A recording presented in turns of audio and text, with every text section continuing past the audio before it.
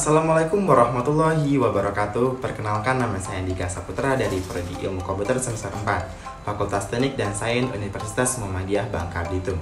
Di video kali ini saya akan melakukan analisis dengan judul topik Sistem Prediksi Kondisi Stunting pada Anak Balita berbasis Machine Learning dengan menggunakan algoritma Naive Bayes. Mengapa mengambil topik ini? Karena untuk mengembangkan sebuah sistem yang dapat memprediksi resiko stunting pada anak-anak balita. Dan mengapa juga menggunakan machine learning?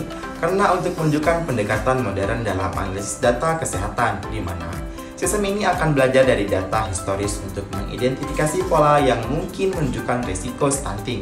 Dan algoritma Naive Bayes dipilih karena efektivitasnya dalam klasifikasi data dan kemampuannya untuk menangani dataset besar dengan cara yang efisien. Dengan memanfaatkan algoritma ini, sistem dapat memberikan prediksi yang akurat dan membantu para profesional kesehatan dalam mengambil tindakan pencegahan yang tepat untuk mengurangi prevalensi stunting di masa depan. Dari judul topik yang sudah saya tentukan, terdapat beberapa artikel jurnal yang membahas sesuai topik tersebut. Yang akan saya bahas yaitu judul yang pertama yaitu Sistem Prediksi Resiko Stunting menggunakan Bayesian Network berbasis GIS. Dan jurnal yang kedua, Implementasi Teorema Bayes pada Sistem Informasi Posyandu dalam mendeteksi stunting pada anak balita. Dari artikel judul tersebut, saya akan menganalisis metode pengumpulan datanya, model SDLC, perbandingan dari jurnalnya, dan research gap penelitian. Oke, langsung saja yang pertama yaitu metode pengumpulan datanya. Nah, untuk jurnal yang pertama yaitu pengumpulan datanya menggunakan kualitatif dan kuantitatif atau juga dengan mix.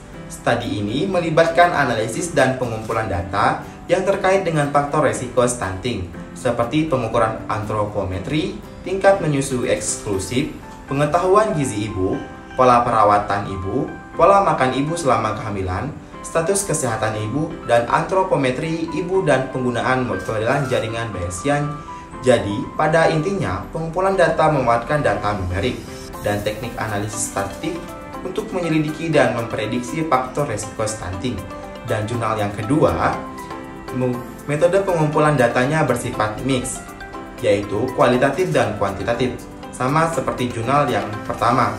Adapun metode pengumpulan data kualitatif, penelitian dikumpulkan melalui wawancara dengan petugas posyandu dan anggota masyarakat yang berpartisipasi untuk mengumpulkan informasi tentang gejala stunting pada anak-anak dan melibatkan pengambilan daftar gejala yang dialami anak-anak di lingkungan posyandu, yang kemudian diproses untuk dianalisis.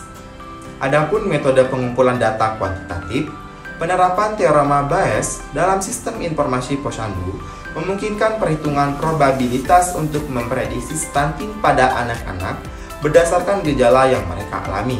Dan analisis kuantitatif ini melibatkan perhitungan nilai probabilitas bersyarat dari gejala yang dialami oleh anak-anak untuk memprediksi kemungkinan seorang anak diagnosis dengan stunting. Dan yang kedua, analisis SDLC apa yang digunakan? Nah, untuk jurnal yang pertama, sistem prediksi resiko stunting menggunakan Bayesian Network berbasis GIS. Penelitian ini pengembangannya menggunakan model SDLC Waterfall, di mana pemanfaatan waterfall dalam jurnal sejalan dengan kebutuhan akan pendekatan terstruktur dalam mengembangkan sistem prediktif untuk penilaian resiko stunting. Sifat metodis waterfall sesuai dengan pengembangan sistem prediksi resiko, memastikan bahwa setiap tahap diselesaikan secara menyeluruh sebelum melanjutkan ke tahap berikutnya. Yang sangat penting untuk penilaian risiko stunting yang akurat dalam stunting dengan menyediakan proses yang sistematis dan berurutan. Waterfall dapat membantu dalam pengembangan dan implementasi yang efektif dari model jaringan Bayesian berbasis GIS untuk prediksi risiko stunting. Sehingga penggunaan metodologi waterfall dalam konteks jurnal mendukung pengembangan sistematis sistem prediktif untuk penilaian risiko stunting menggunakan jaringan Bayesian berdasarkan GIS, memastikan akurasi, ketelitian, dan manajemen proyek yang efektif. Dan jurnal yang kedua, implementasi teorema Bayes pada sistem informasi posyandu dalam pendeteksi stunting pada balita. Jurnal ini juga menggunakan model waterfall untuk Pengembangan berurutannya, model waterfall melibatkan pendekatan berurutan, di mana setiap fase harus diselesaikan sebelum fase berikutnya. Dimulai model struktur ini berresonansi dengan implementasi sistematis, teorema Bayes dalam sistematis informasi posyandu. Perkembangan langkah demi langkah di waterfall mencerminkan perhitungan dan analisis sistematis yang diperlukan untuk mendeteksi stunting menggunakan probabilitas Bayesian. Fase jelas. Waterfall SDLC terdiri dari fase yang berbeda seperti persyaratan, desain, implementasi, pengujian, dan pemeliharaan. Demikian pula penelitian ini melibatkan perancangan sistem, pengujian akurasinya menggunakan metode black box dan SUS, dan memprediksi probabilitas stunting.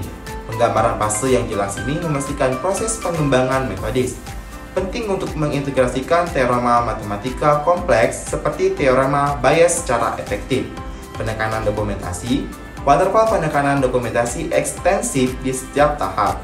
Dalam konteks penelitian, dokumentasi menyeluruh sangat penting untuk merekam desain sistem, hasil pengujian dan perhitungan Bayesian. Dokumentasi ini membantu dalam transparansi, reproduktivitas, dan peningkatan sistem di masa depan. Selaras dengan fokus penelitian pada deteksi stunting yang akurat pada balita. Nah, untuk perbandingan dari kedua jurnal tersebut, adapun perbandingan antara dua jurnal tersebut dapat dilihat dari berbagai berikut. Nah, untuk dari tujuan dan sasaran, jurnal yang pertama yaitu berfokus pada usaha pemerintah dalam mengurangi stunting di kalangan anak-anak melalui strategi nasional percepatan pencegahan stunting atau disingkat dengan Stranas Stunting yang diterapkan pada sejak tahun 2018 sampai tahun 2024. Dan jurnal yang kedua berfokus pada pengembangan sistem informasi posyandu di desa Majigan untuk memantau pertumbuhan bayi dan deteksi stunting lebih awal melalui aplikasi web berbasis Bayes Theorem.